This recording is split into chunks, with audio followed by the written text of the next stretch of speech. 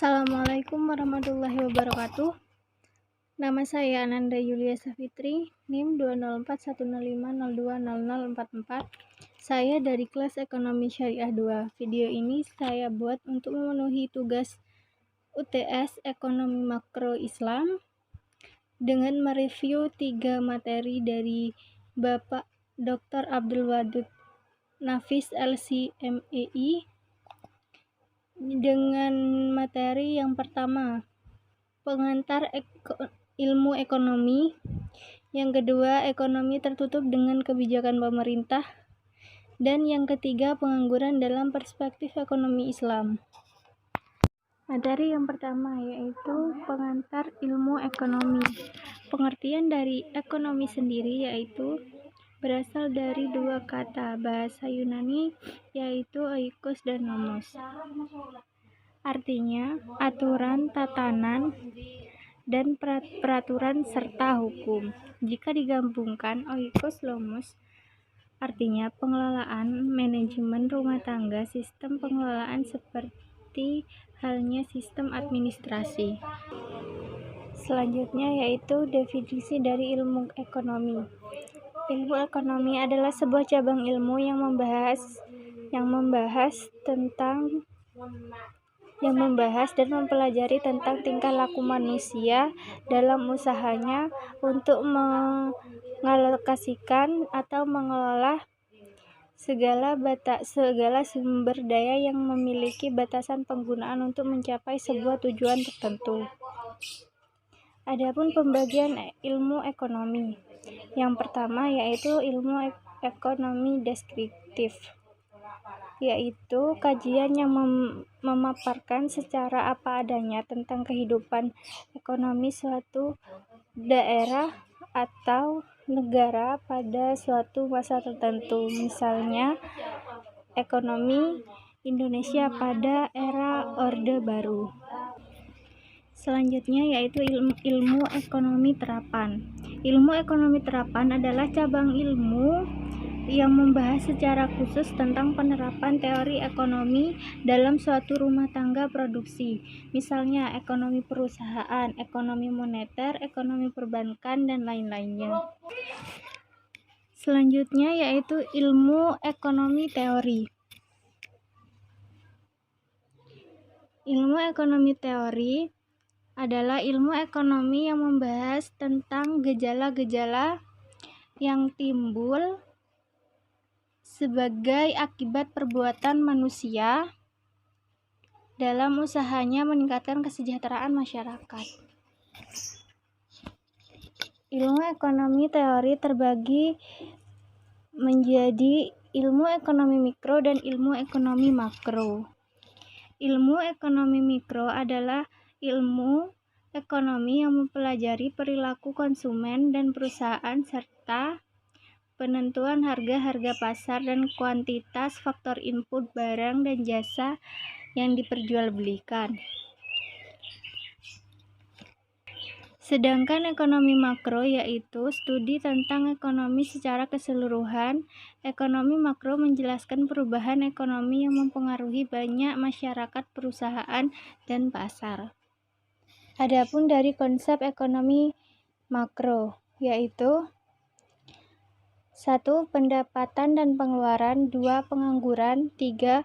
Uang dan fungsinya, 4. Inflasi dan deflasi, 5. Permintaan agregat dan penawaran agregat, 6. Keseimbangan ISLM, serta 7. Ekspor dan impor. Selanjutnya yaitu perbedaan ekonomi makro dan mikro. Dari segi ketenagakerjaan, ekonomi mikro mempunyai kebutuhan tenaga kerja suatu perusahaan, sedangkan ekonomi makro kebutuhan tenaga kerjanya secara keseluruhan. Dari segi konsumsi, ekonomi mikro yaitu konsumsi individu, sedangkan ekonomi makro konsumsi negara. Berdasarkan segi produksi, ekonomi mikro yaitu jumlah produksinya suatu perusahaan, sedangkan ekonomi makro jumlah produksinya nasional. Dari segi harga, Ekonomi mikro, harga setiap barang atau jasa. Sedangkan ekonomi makro yaitu harga barang atau jasa secara keseluruhan. Materi yang kedua yaitu ekonomi tertutup dengan kebijakan pemerintah. Apa sih pengertian dari ekonomi tiga sektor? Ekonomi tiga sektor adalah perekonomian yang meliputi kegiatan dalam sektor perusahaan, rumah tangga, dan pemerintah. Adapun siklus perekonomian tiga sektor yaitu meliputi perusahaan, pemerintah, dan rumah tangga. Adanya campur tangan pemerintah menimbulkan dua perubahan penting. Yang pertama,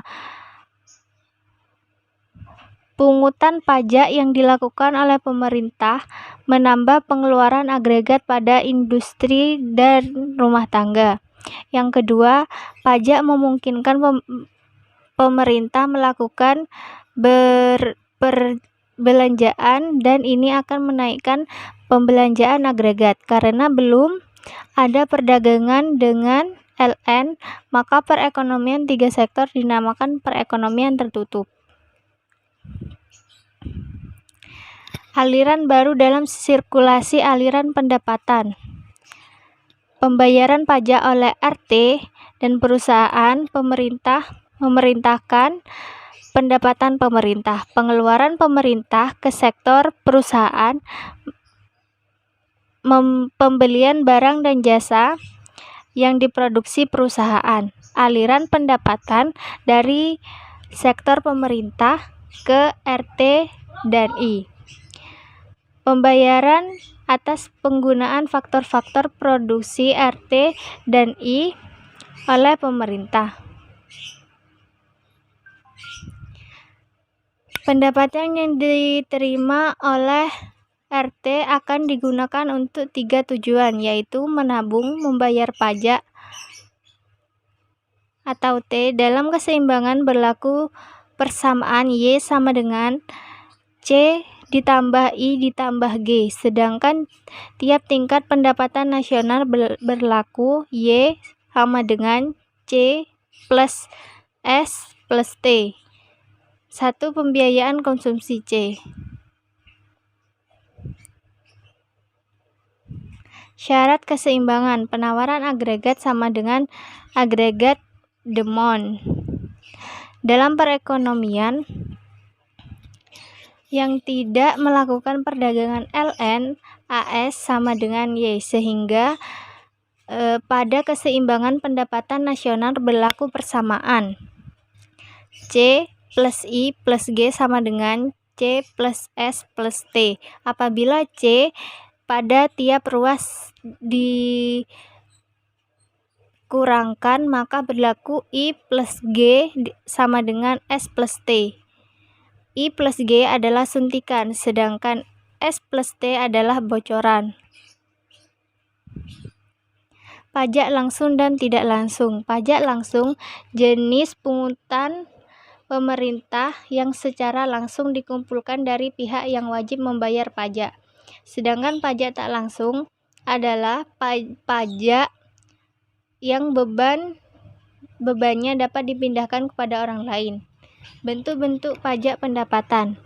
Pajak regresif, pajak proporsional, dan pajak progresif. Efek pajak terhadap konsumsi dan tabungan. Pajak akan menurun YD pendapatan disponsable sejumlah T sehingga YD sama dengan Y min T. Karena YD turun, konsumsi C dan tabungan S juga turun. Materi yang terakhir yaitu pengangguran dalam perspektif ekonomi Islam. Pengertian dari pengangguran. Pengangguran adalah orang yang masuk dalam angkatan 15-64 tahun yang sedang mencari pekerjaan dan belum mendapatkannya. Macam-macam pengangguran, yaitu pengangguran terbuka, pengangguran tersembunyi, pengangguran musiman, dan pengangguran setelah menganggur. Adapun jenis-jenis pengangguran yaitu pengangguran friksional, pengangguran siklikal, pengangguran struktural, dan pengangguran teknologi. Adapun dampak dari pengangguran yaitu 1. Menurunkan pendapatan per kapita dan pertumbuhan ekonomi. 2. Meningkatkan biaya sosial. 3. Menurunkan aktivitas perekonomian. 4. Menurunkan penerimaan negara. 5. Menurunkan tingkat keterampilan. 6. Kegiatan distribusi kurang lancar. 7. Terjadinya kemiskinan. 8. Kurangnya gizi. 9. Tindak kriminal meningkat. 10. Produktivitas tenaga kerja rendah. Dan 11. Upah yang rendah. Adapun penyebab dari pengangguran tersendiri yaitu 1. Tidak sebanding penawaran dengan permintaan pekerja. 2. Turunnya pengeluaran total dan output. 3. Perubahan teknologi. 4. Waktu yang dibutuhkan untuk mencari pekerjaan. Cara mengatasi pengangguran: menyelenggarakan bursa kerja, informasi lowongan kerja, memberikan pelatihan kerja, membuka lapangan kerja sebanyak-banyaknya, meningkatkan peredaran modal usaha, meningkatkan jiwa kewirausahaan, dan transmigrasi. Pengangguran dalam ekonomi Islam yaitu pengangguran jabariyah terpaksa dan pengangguran khiyariyah atau pilihan. Solusi dari pengangguran perspektif ekonomi Islam yaitu mekanisme individu dan mekanisme sosial ekonomi. Itu saja yang dapat saya sampaikan, kurang lebihnya mohon maaf. Wassalamualaikum warahmatullahi wabarakatuh.